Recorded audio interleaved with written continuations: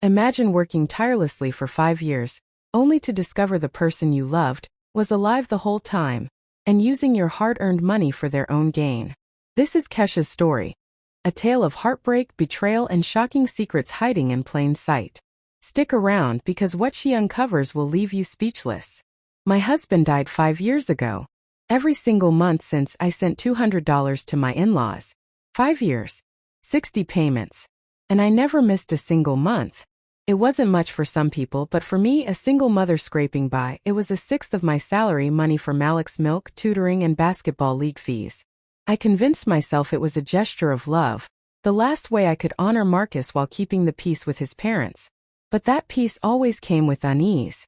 The moment I turned the key in the lock of my old burgundy sedan and stepped onto the cracked concrete of the Chicago courtyard, the air always smelled of peeling plaster, mold, and neglect. The building had stood for over 70 years, worn and tired like the people inside it, fading slowly into shadows. 5 floors. No elevator.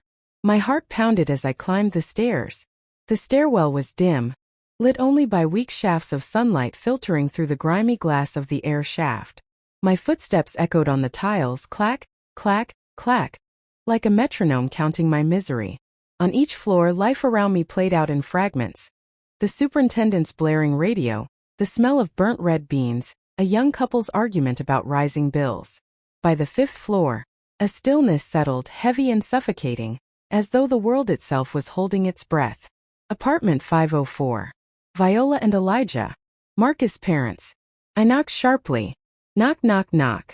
Silence. Then the slow shuffle of slippers, the scraping sound of the deadbolt sliding back. Viola's sunken, suspicious eyes appeared, peering at me through the crack of the door. She didn't open it fully, keeping the chain latched. A cold, silent barrier between her world and mine. Is that you? Her voice was flat, almost mechanical. Yes, Mom. Hi. I'm here to bring this month's money, I said, forcing a smile that didn't reach my eyes. She snatched the envelope with a bony hand, stuffed it into her housecoat pocket, and shifted her gaze to the empty stairs behind me. Not a word about Malik. Not even a thank you. That automatic, practiced gesture left me feeling smaller. A stranger paying a debt, not a daughter-in-law offering support. Is Malik okay? I asked cautiously. I offered to bring him over soon. Viola waved me off, muttering about headaches and her husband's bad leg. A child in the house would be too much ruckus. That was always the excuse. In 5 years, Malik had been inside that apartment fewer than 5 times, and every visit ended with us being shooed out. The door slammed. The deadbolt clicked. Silence swallowed me whole. I pressed my ear against the cold iron, listening for anything. A cough, the hum of the TV. A life happening behind the door. Nothing. A chilling void. On my way down, I thought of Marcus. 5 years. $12,000 paid in installments, counting every gift and extra expense, all for a debt his parents insisted I shoulder. And yet, why did the house feel like a tomb, empty during the day but rumored to be alive at night? Mrs. Hattie, the retired president of the tenant association, had whispered her warning. They say around here that the dead sometimes ain't that dead. I brushed it off at first. Marcus had died in North Dakota. The ER report, the ashes, everything official. But Hattie had insisted. Shadows with a familiar limp, footsteps at night, the figure of a man quietly entering 504. I felt my stomach knot. Could it be? Could Marcus have staged his death? Was I naively, faithfully funding the life of the very man I mourned? The thought was unbearable, sickening. I drove home with my hands clenched on the wheel. Every red light a second of suspended fear. That night, Malik's laughter, his innocent chatter, brought a small measure of relief. Yet even as I tucked him in, the image of that shadow climbing the stairs haunted me. My notebook lay open on the desk. 5 years of payments carefully tracked, the total now over $14,000 with gifts and extras. I had been feeding a lie that may have been alive and watching, thriving on my loyalty and my love. And tomorrow, I would begin hunting my own dead husband. But just as Kesha sank into the familiar despair of another month's payment, a whisper of doubt crept in. What if Marcus wasn't really gone? The thought hit her like ice. Could the man she mourned for 5 years actually be alive, and hiding in plain sight? She couldn't see it yet, But the answer was closer than she imagined, waiting in the shadows of the very apartment she visited every month. Kesha couldn't stop thinking about Miss Hattie's words. Not that dead walks with a limp, opens the door like it's his house. The idea clawed at her mind all day. She replayed every visit to her in-laws, every $200 payment, every refusal to let Malik spend time with his grandparents. Something didn't add up. That night she called her cousin Dante, the young computer genius. "I need the security footage from the stairwell between the 4th and 5th floor for the last 3 months, she said, masking urgency with calm. Dante hesitated, then promised to try. The next afternoon, they met at a quiet cafe. Dante pulled up the grainy black and white footage. The timestamp, 1:45 a.m. A shadow ascended the stairs. Baggy jacket, cap pulled low, a mask over the face, but the limp, the shoulder droop, it was unmistakable. Marcus. Alive. The man didn't knock. He pulled out a key and entered apartment 504 with practiced ease. Month after month, the same pattern repeated. Kesha's chest tightened. Her world spun. 5 years of her sweat, her money, her trust. And she had been paying the very man who had orchestrated her suffering. Dante copied the footage onto a USB, nodding gravely. "I won't tell a soul," he said. Kesha gripped the USB, trembling. The plan had begun. First, confirm identity. Then, investigate the family's finances. Then find Marcus.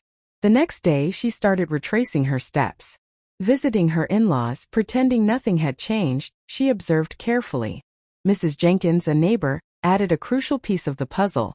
Late-night footsteps, trash bags filled with pizza boxes and beer cans, Marcus' favorites. The truth was undeniable. Marcus wasn't just alive, he was living there, hiding in plain sight. That night, Kesha made her move. She bought a high-end foot massager, choosing 8 p.m. for the delivery. 5 flights of stairs later, she stood outside apartment 504, straining to hear through the door. Voices. Viola's calm tone, a man's voice deeper, raspy. Marcus. He was inside, alive, laughing, collecting the money she had labored for 5 years. Kesha froze. Rage, disbelief, and fear collided. She knocked softly. The footsteps stopped. Elijah answered, brushing her off. But a dry cough came from the back, not Viola's. Marcus was there. Alive. The next morning, Dante revealed the final piece. The in-laws' bank account. No withdrawals for years, tens of thousands accumulating. All the money Kesha had sent? Marcus had been providing it directly, off the books, while his parents squeezed her dry. Greed, deception, betrayal. Kesha clenched her fists. Every dollar, every favor, every sacrifice wasted on a ghost who had never died. But this time she wouldn't be the victim. She would be the hunter. And then as she stared at the USB replaying Marcus' stealthy movements, a single thought burned in her mind. If he's been hiding in plain sight for 5 years, what else has he been hiding? And how far is he willing to go to keep his secret? Kesha couldn't sleep. Every detail from the footage replayed in her mind, Marcus' limp, the way he handled the keys, the faint smell of tobacco in the stairwell.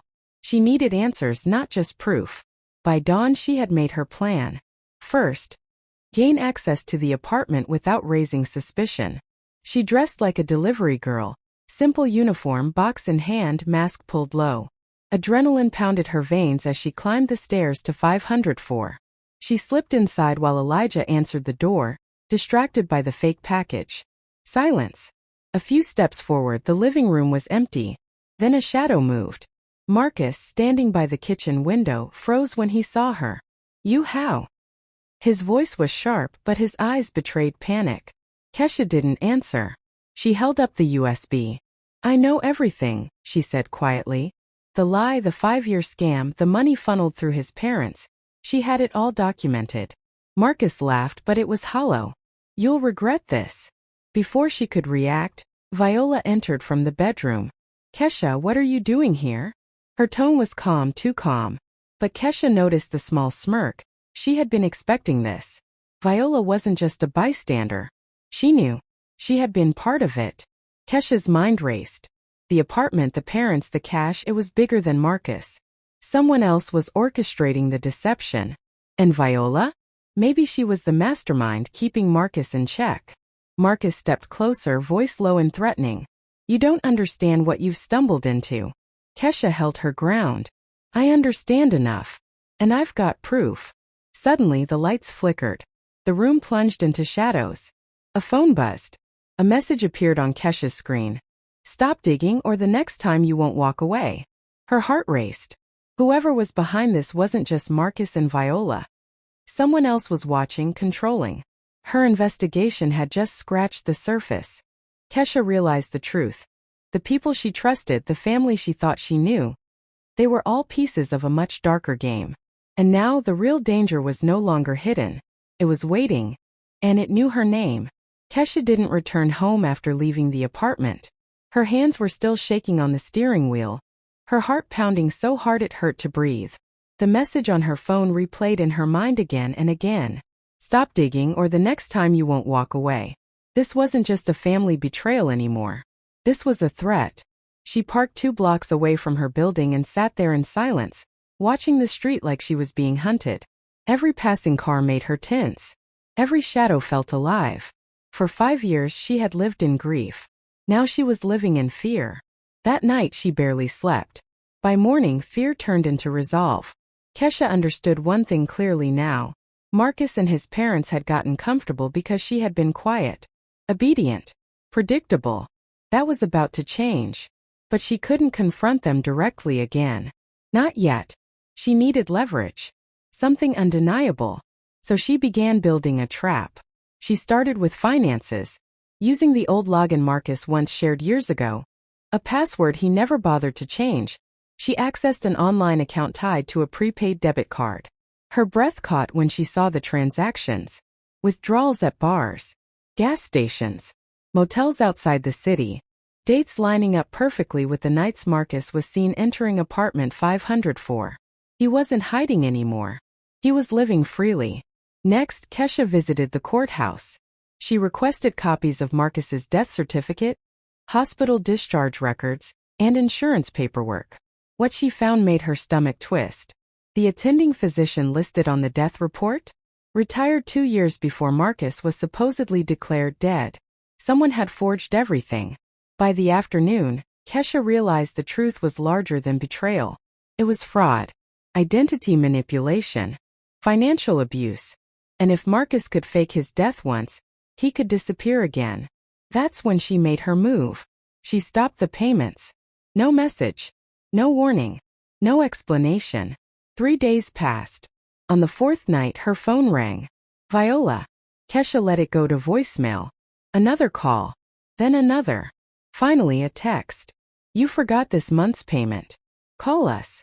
Kesha smiled for the first time in days. The bait had been taken. That same night, Mrs. Jenkins knocked on Kesha's door, eyes wide with fear. He's pacing, she whispered. Your husband. He's angry. Slamming doors. Yelling. Kesha thanked her and closed the door slowly. Marcus was unraveling. But what Kesha didn't know yet was this. Desperation makes people dangerous. And Marcus had just realized his ghost life was about to collapse. Kesha believed she was finally gaining control. But as she checked her phone one last time before bed, a new message appeared. Not from Marcus, not from Viola, but from an unknown number. You think stopping the money makes you powerful? Tomorrow you'll learn how wrong you are. And in that moment, Kesha understood something terrifying. The trap she built wasn't just catching Marcus. It was pulling her straight into his world. Kesha woke up before sunrise, her phone still clutched in her hand. The unknown message burned in her mind like a warning carved in stone. Tomorrow you'll learn how wrong you are. She didn't cry. She didn't panic.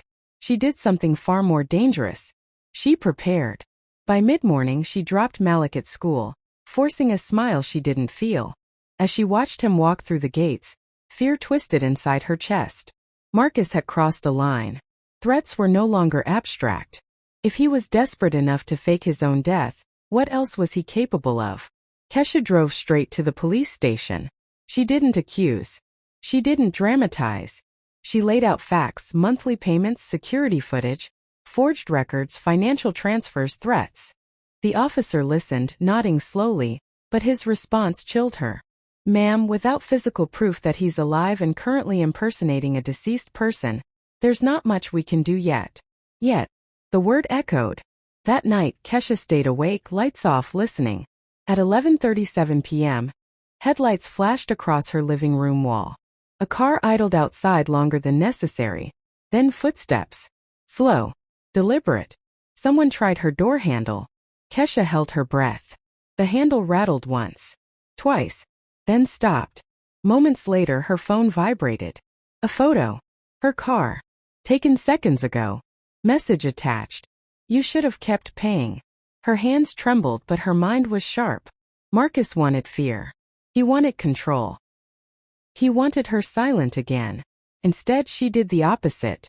The next day, Kesha returned to apartment 504. Not as a victim, but as bait. She knocked calmly. Viola opened the door, eyes narrowing. You've caused enough trouble, Viola hissed. Kesha stepped inside without waiting. Marcus stood near the kitchen, face uncovered now, no mask, no cap. The ghost had fully revealed himself. You're done, Kesha said quietly. I've documented everything. Marcus laughed, but there was panic in his eyes. You think anyone will believe you? You already buried me once. That's when Kesha pulled out her phone. Live recording. Marcus froze. For the first time, the predator realized he'd been cornered. But Marcus wasn't finished. As Kesha turned to leave, he leaned close and whispered, If I go down, you don't walk away clean. That night, as Kesha backed up the recording, her screen froze. Files corrupted. Footage deleted. All evidence gone. And seconds later, her phone rang. Marcus, smiling. Told you, he said. Dead men don't leave proof. Kesha realized the truth too late. Marcus hadn't just been watching her. He had been one step ahead the entire time.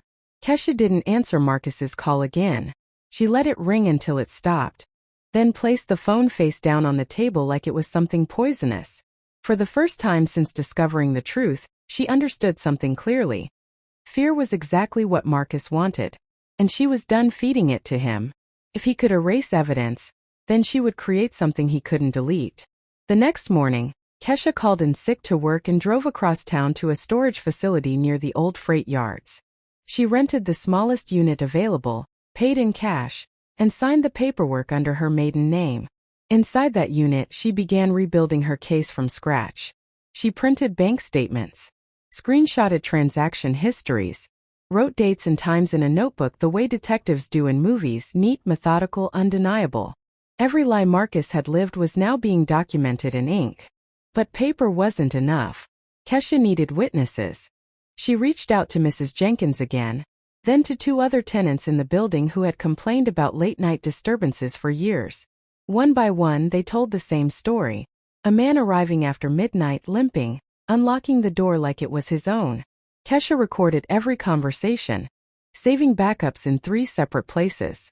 This time, Marcus wouldn't erase her. By nightfall, the pressure finally cracked him. A text arrived from an unknown number. Meet me. Alone. Location. The old riverside parking lot near the abandoned marina.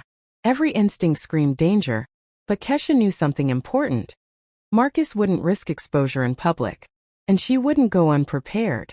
She wore a body cam borrowed from Dante, audio recording on, GPS sharing active, a friend waiting 2 blocks away. When Marcus stepped out of the shadows, she barely recognized him. Thinner, angrier, desperate. You ruined everything, he snapped. All you had to do was keep paying. Kesha stood her ground.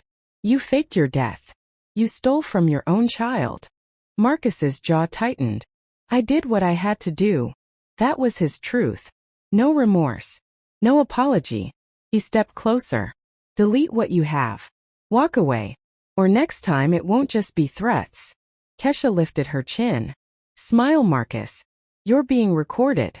His face drained of color. For the first time, the ghost realized he was visible. As Marcus backed away into the darkness, Kesha felt a surge of victory, brief, fragile. Because seconds later, her phone buzzed again. A single message. You think you caught him, but you still don't know who helped him disappear. And in that moment, Kesha understood the most terrifying truth of all. Marcus was not the mastermind, and the real enemy was still hiding. Kesha stared at the message until the screen dimmed. You still don't know who helped him disappear. The words felt heavier than any threat Marcus had made. She had spent weeks chasing one ghost, only to realize someone else had been holding the door open for him the entire time. That night she didn't go home. She drove straight to the storage unit and pulled out every document she had collected. Bank records, court filings, insurance papers, hospital discharge forms. She spread them across the metal table and looked at them with fresh eyes, not as a betrayed wife but as an investigator. Patterns emerged. The forged hospital records all traced back to the same private medical billing company. The death certificate had been processed unusually fast, and the life insurance claim, denied due to incomplete verification, had been handled by one specific case reviewer, a woman named Elaine Porter. The name meant nothing to her at first, but when Kesha searched deeper, her stomach tightened. Elaine Porter had once worked at the same hospital where Marcus was declared dead. She had resigned abruptly 6 years ago, right before Marcus's supposed accident. Coincidence didn't live here. Kesha followed the trail. Public records showed Elaine now lived just 2 towns away. Same zip code as one of Marcus's cash withdrawals. Same area where his burner phone last pinged. This wasn't help after the fact. This was planning. The next day, Kesha did something dangerous. She reached out. She sent Elaine a neutral message through a professional networking site, posing as a freelance auditor reviewing old medical claims. The reply came faster than expected. I don't discuss past cases. Defensive. Immediate. Guilty. That evening Marcus called again. You're digging too deep, he warned. You don't know who you're messing with. Kesha's voice stayed calm. I know you didn't do this alone. Silence. That's when she knew. Elaine wasn't just an accomplice. She was the architect. Kesha hung up and checked her door locks for the 3rd time that night. The sense of being watched returned, heavier now, closer. Someone else had skin in this game. Someone who had helped erase a man from the system. And people like that didn't like loose ends. As Kesha shut off the lights, her laptop chimed. A new email. No sender name. No subject line. Just 3 words in the body. Stop. Or vanish. Attached was a scanned copy of Marcus's death certificate, stamped, approved, and signed by Elaine Porter. And Kesha realized the truth too late. The woman who helped Marcus fake his death had done it before. And people who can erase lives know exactly how to end them. Kesha didn't delete the email. She didn't reply. She printed it. The words stop. Or vanish sat on the paper like a threat carved in stone. Elaine Porter wasn't bluffing. People who use language like that don't need to raise their voices. They've already proven what they can do. But fear had lost its grip on Kesha. She had crossed the point of no return. By morning, she was parked across the street from a quiet beige townhouse in Cedar Ridge. Trim lawn. White curtains. Wind chimes on the porch. The kind of place no one ever suspects. Elaine Porter lived here, the woman who could make people disappear with a signature. Kesha watched for 2 hours. At 10:17 a.m., Elaine stepped outside. Mid-50s. Neatly dressed. Calm. Controlled. This wasn't someone dragged into crime. This was someone who planned it. Kesha followed her. Elaine drove to a private clinic on the outskirts of town, one that advertised independent case review services. That was the cover. Inside, Kesha saw framed certificates, polished desks, professionalism layered over rot. When Elaine finally noticed her, the smile never reached her eyes. You should leave, Elaine said quietly, before you complicate things. Kesha met her gaze. You helped my husband fake his death. Elaine didn't deny it. He wasn't the first, she said calmly. And he won't be the last. People pay well to disappear. Kesha's stomach dropped. This wasn't just fraud, Kesha whispered. You stole my life. Elaine leaned in. You were collateral. Necessary silence. That word again. Necessary. Elaine explained it like a business transaction. Forged records, rerouted files, compliant officials paid just enough to look the other way. Marcus hadn't survived by accident. He'd been engineered to vanish. And now? Kesha asked. Elaine's expression hardened. Now you're a problem. Kesha left before the threat turned physical. But she knew the truth. Elaine wouldn't stop. People like her never do. The system protected her because she was the system. That night, Kesha made her boldest move yet. She uploaded everything.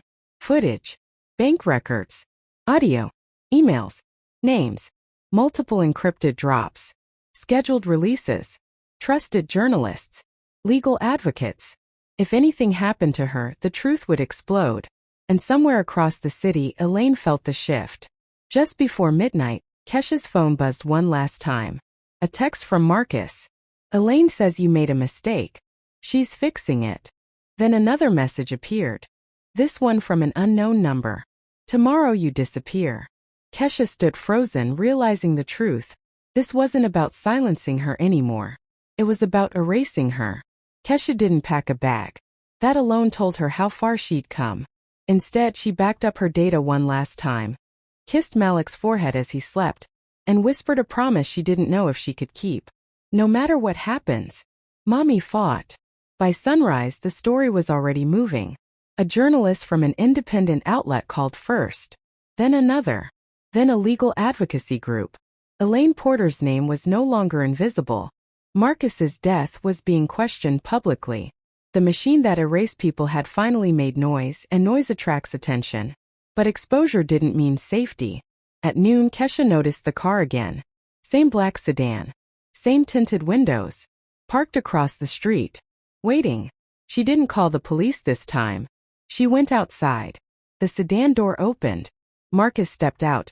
No disguise, no fear left to hide behind. He looked smaller now. Exposed. A man who had lived as a ghost too long. You don't know when to stop, he said. Kesha held her phone up. Live stream. Thousands watching. Smile, she told him. You're finally alive. Marcus froze. Sirens echoed in the distance, closer than he expected. Elaine's safety net was tearing. Officials were asking questions. Files were being reopened. She could erase records but not public outrage. Marcus backed away slowly. You think this ends me? He spat. People like Elaine don't fall alone. Kesha didn't chase him. She didn't need to. That night, news broke. Elaine Porter detained for questioning. Warrants issued. Multiple identities under review. The illusion was collapsing. But Marcus was still out there. And ghosts don't vanish quietly. As Kesha shut off the stream and finally allowed herself to breathe, her phone vibrated one last time. A voicemail. Marcus's voice. Calm. Cold. If I'm going down, I'm taking everything you love with me. Kesha's blood ran cold. Because justice was finally moving. But revenge was still running free. Kesha didn't sleep that night. Marcus's voicemail looped in her mind like a ticking clock. Not because she believed he would win, but because men like him never needed victory to cause damage. They only needed access. By morning, Malik was gone. Not missing. Not kidnapped. Gone the way Marcus had once vanished. The daycare confirmed a woman had picked Malik up. Calm. Confident. Using the correct password. Surveillance footage showed a familiar face. Elaine Porter. That was the mistake. Because Elaine had underestimated one thing. A mother who had already lost everything was no longer afraid of losing herself. Kesha didn't scream. She didn't collapse. She followed the trail. The warehouse near the river had been flagged years ago in one of the buried files. An inactive asset. She drove there alone, phone recording, body shaking, heart steady. Elaine was waiting. So dramatic, Elaine said softly, standing beside Malik, who was unharmed but terrified. You could have stayed quiet and lived comfortably. Kesha stepped forward. You taught me something, she said. Silence is how monsters breathe. Sirens sounded, distant but coming. Elaine smiled thinly. You think they'll save you? No, Kesha replied. I think they'll save him. Elaine reached for Malik. Kesha didn't hesitate. She hit the live stream. Faces appeared instantly. Thousands. Tens of thousands. Elaine froze. The illusion shattered. Police stormed in minutes later. Elaine was arrested on camera. Marcus was caught hours after trying to flee the state using a false identity that no longer existed. That night, Kesha held Malik so tightly he laughed. Weeks passed. Trials followed. Elaine Porter was sentenced. Marcus was exposed, not as a mastermind, but as a coward who hid behind powerful women. Kesha refused interviews after the first. She didn't want fame. She wanted peace. Months later, she stood in front of a community center, newly renamed the Elaine Porter Institute for Truth and Accountability. Renamed by court order after public demand. Kesha smiled at the irony. Malik tugged her hand. "Mom, are you a hero?" She knelt down, brushing his hair back gently. "No," she said. "I just stayed." That night, Kesha wrote one final line in her journal. "Some people disappear to survive. Others stay and change the world." She closed the book, and for the first time in years she slept. They thought fear would make her quiet. They were wrong. Because when everything was taken from her, she didn't disappear. She stood her ground. If this story moved you, share it with someone who believes truth still matters.